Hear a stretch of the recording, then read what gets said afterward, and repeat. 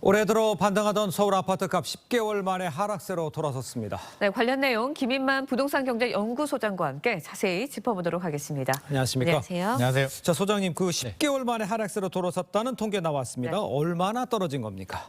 이게 기준에 따라서 좀 차이가 있는데요. 예. 작년 12월, 올 1월 집값 많이 떨어졌다가 좀 반등을 했습니다. 예. 그때 기준에서 보면 아직은 뭐 그 정도 떨어진 건 아닌데 최근 한 3개월 전부터 이제 계속 내려가는 추이를 보이고 있는데요. 실거래가 지수를 보면 2022년 12월 작년 분위기 안 좋을 때 마이너스 3.46까지 갔다가 네. 8월이 1.23이었고요. 9월이 1.05, 10월이 잠정치긴 하지만 마이너스 0.45까지 내려왔습니다. 예. 그래서 상승분을 좀 반납하고 있는 상황인데 이게 뭐 잠깐 올랐다 내렸다는 할 수 있는데 추이를 보면 추석 지나고 지금 계속 내리막을 보이고 있고요. 다른 지표들을 보이더라도 한국 부동산원 통계를 보면 여러 가지 지표들이 나오는데 변동률도 내려가고 있고 예. 상승 지역은 줄고 하락 지역은 늘어나고 있기 때문에 전반적으로 한풀 꺾였다라는 데 힘을 쏟고 있고요. 제가 현장 분위기도 좀 많이 모니터링을 하는데 예. 현장에 가봐도 일단 매수 문의가 상당히 많이 줄었고요. 집주인들은 좀 팔고 싶어하는 분들이 늘어나고 있기 때문에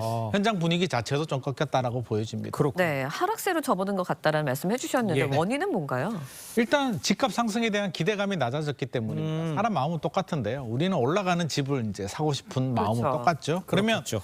작년 제가 예를 들어서 한 10억 원 정도 연고점이 10억 원 정도 아파트인데 작년 12월 정도에 한 7억까지 이제 떨어졌습니다.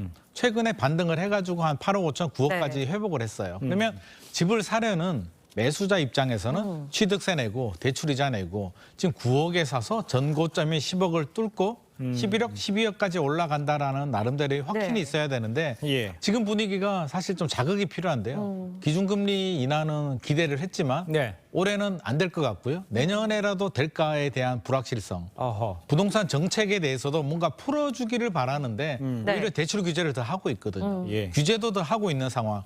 뭐 개발 호재 같은 경우 뭐 GTX나 뭐 일부 메가시티 같은 지역별 호재는 나오지만 네. 전체적으로 규제를 풀어주는 그런 효과는 나오지 않고 있기 때문에 아무래도 심리가 좀 위축이 되고 매수자들은 한 발을 빼고 있는 상황입니다. 아, 그렇군요. 네.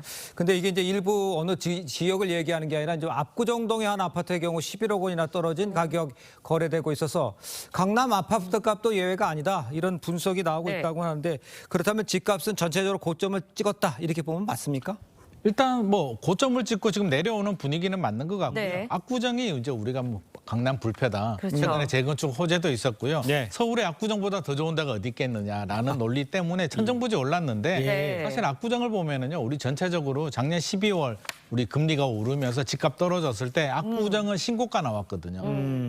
압구정은 조정도 되지 않은 상태에서 올해 더 많이 올랐기 때문에 집값 상승에 대한 그 피로감이 굉장히 네. 많이 누적이 되어 있습니다. 예. 좀 더 냉정하게 본다면 시장 분위기, 상승에 대한 기대감은 꺾였는데 네. 압구정이라고 해서 무작정 계속 올라갈 수는 없거든요. 압구정도 네. 현실을 보면 지금 오버슈팅이 됐다라고 아, 보여집니다. 예. 네. 그런데 그렇군요. 반대로요. 아까도 말씀을 잠깐 해주셨지만 팔려고 내놓은 서울 아파트는 최근 들어 8만 건 가까이 늘었거든요. 네.